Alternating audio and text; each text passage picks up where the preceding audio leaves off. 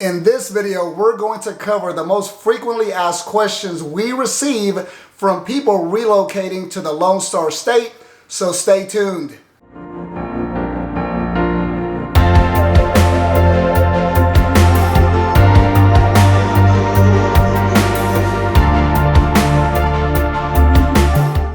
My name is Richard Soto, a local real estate broker with VIP Realty right here in the DFW Metroplex. And if you're new to the channel, please consider hitting that subscribe button as we do weekly videos talking all about living, working, and playing right here in DFW. We also do some awesome video tours of some of the best properties right here in North Texas. Today, I wanted to cover the most frequently asked questions we receive from clients relocating right here to Texas. One of the top questions that we receive is, are we able to purchase a brand new home with some acreage for under $300,000? And the answer is probably not. We are not giving away homes in Texas. I know there's a lot of websites out there with the wrong information, and I feel like sometimes some of our clients do research and they have unrealistic expectations. We receive at least a couple of calls a week where clients fully expect to buy a brand new home for around $250,000, and that's just not the case. At least not in the large metro areas such as Houston, Austin, San Antonio, DFW, or it's very unlikely that you're going to be able to purchase that, especially with some land. We might be able to find you a brand new home under $300,000 further in the outskirts of one of the metro areas, but in town, very unlikely. Saying that, we are going to do our best to make sure we negotiate the best possible price and terms and conditions on your behalf. Now, moving on to number 2. The second question that we receive is, what are the best suburbs to live in if you have a family? And in no particular order, these are the top 4 that I typically give, starting with Capel. Capel is a great place for families. It's got an awesome school district, a lot of activities for the kids. They have awesome parks. My kids still go there for football, basketball, baseball, soccer. So even though I live in Las Colinas, I love the family-friendly atmosphere that Capel offers. Capel has also been ranked number 1 by niche.com as the number 1 suburb to live in Texas, and I believe they're ranked number 4 as the best place with public schools in Texas. Niche.com also gives Capel an A- for nightlife. That is completely wrong. The reason I love Capel is because there's absolutely nothing to do in that city besides go to Anamia's. Other than that, I had to drive to downtown, Las Colinas, Frisco, whatever the case is. So don't believe everything you read on Google, because that's just not the case. However, the majority of the times I feel like some of these sites are somewhat right, but on that particular category, it's totally wrong. Moving on to South Lake.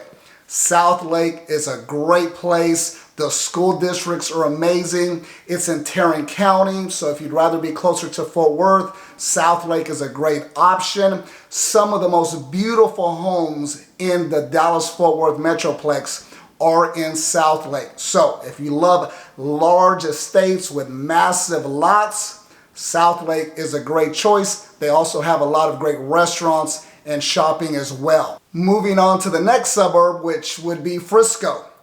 I absolutely love Frisco. A lot of our basketball tournaments are held right there in the Frisco Fieldhouse. If your kids love soccer, baseball, there are so many sporting activities in Frisco. They have some of the most beautiful fields out of anywhere in DFW, and niche.com ranked Frisco the second best city in Collin County, which again, I believe they got wrong. In my personal opinion, Frisco is absolutely the best city in Collin County. So Frisco School District is great as well. There's a lot to like about living in Frisco. And the 4th one that I mentioned is Highland Park.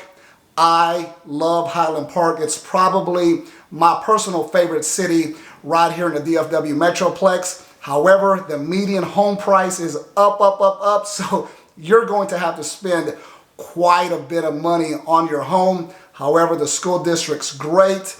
There's a lot of parks there as well, creeks. You can see the ducks everywhere. Some of the best shopping is right there in Highland Park. Best restaurants, as well as it's very convenient to downtown Dallas. So you're only minutes away if you want to go get that urban feel by visiting downtown. So again, just to wrap it up, best suburbs for families, in my opinion, Capel, Southlake, Frisco, and Highland Park. Again, there's numerous other choices as well that are great. Those are just my top 4. The next question that gets asked is, how is the weather in Texas? And I can tell you this, the one drawback that I have about living in Texas, and I absolutely love living here, is the summer heat. During the summer, the humidity and the heat is unbearable to me.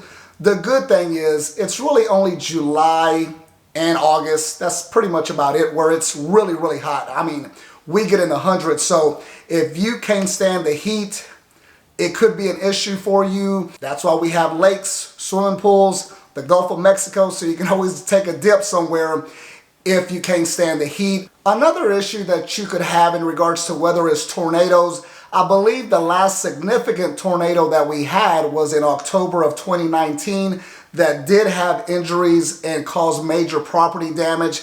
However, it's not very common. Another issue with weather could be hail. Sometimes you'll get these big golf-sized hail that will damage your car, your property, break out some windows in your home. Again, very uncommon, but that could be an issue with weather. But at the end of the day, it's all about the heat in Texas. So to wrap it up, those are really the 3 main issues when our clients ask about how's the weather in Texas. We just cover the heat, tornadoes, and maybe hail. So it's nothing unbearable or that you can't live with. So that's pretty much it in regards to weather. The next question that we get asked is, living in Texas cheap? Well, that's going to depend on your lifestyle. But Texans enjoy an exceptional cost of living when compared to the rest of the country. So if you're wanting to save money on your rent or you want to have a lower mortgage payment, Texas is a great place. As we stated earlier, if you want to move to Highland Park, be prepared to spend several $millions on an older home. So you can save money by living in Texas, or you can spend a lot. It just depends. Like with myself, there's times that I'm out on showing appointments all over DFW, and there's several gas stations that I will stop at, these little taquerias, and get me some tacos, which I love, and probably spend $5. Or there's a couple of restaurants that I like to frequent. Those same tacos probably cost $25. So it just depends on your lifestyle. You have every opportunity to save quite a bit of money, especially when you're relocating from places like California, Chicago, different parts of the country. We hear it all the time. Wow, we're going to be able to save quite a bit of money since we relocated to Texas. So it's totally up to you. Another question that we receive is, what is a homestead exemption? The homestead exemption is essentially an exemption on property taxes that can be claimed by the property owner on their primary residence. For example, if your home is appraised for $350,000 and you qualify for a $25,000 exemption, you will pay taxes on the home as if it was worth only $325,000. It can be a house, a condo, a manufactured home, as long as you both live and own the property. The next question is the traffic bad in Texas? And the answer is yes. Without question, the traffic is terrible depending on where you live. Dallas and Houston both made the top 10 of most traffic clogged metro areas in the U.S. That's not a list that we want to be a part of, but that's just the way it is. And the main reason is we're growing so fast. There's so many companies, people relocating from all over the country and all over the world right here to the Lone Star State. So we have to accommodate the growth, and it's something you're going to have to deal with. So when you first relocate to Dallas or whichever part of Texas, be prepared to plan ahead when you're going to work, shopping, a date night, whatever the case is, because most likely there is going to be traffic. As of recent, due to COVID, I was able to flash through Dallas-Fort Worth rather easily. However, the last month or two, I'm starting to see quite a bit of traffic again. And in my opinion, that's great news. I'm glad people are out and about and, you know, things are being done and the economy's open, restaurants are open here in Texas, which is great. Another question that we receive is, what is there to do in Texas? We have offices throughout the state, whether you're in Houston, Austin, San Antonio, Midland, Dallas-Fort Worth. So I go to all these markets regularly, and there is always something to do. If you're right here in the Dallas-Fort Worth Metroplex, you can go catch the Dallas Cowboys. You can go downtown and see some of the best museums in the world right here in DFW. If you're in Houston, you can go to the Space Center. I believe the #1 attraction in the state of Texas is the San Antonio Riverwalk right there in San Antonio. I don't know what the fuss is all about. I've been there hundreds of times and there's some great food down there, but I don't know. People love it, and that's great for the state of Texas. So amusement parks, all kinds of professional games in pretty much all our major markets. There's a ton of things to do: boating, fishing, camping, hiking. If you love the outdoors or if you love the indoors, you can have plenty of entertainment right here in the Lone Star State without having to fly out of the country or across the nation. So you'll have plenty of things to do when you move to Texas. Moving on to number 8, I believe we're on number 8, is what is Texas known for? Texas is known for numerous things, but when we talk about Texas, a couple of things come to mind. Number 1 is barbecue. I believe we have the best barbecue in the country. In addition to that, we're known for big trucks, big hats, and big belt buckles.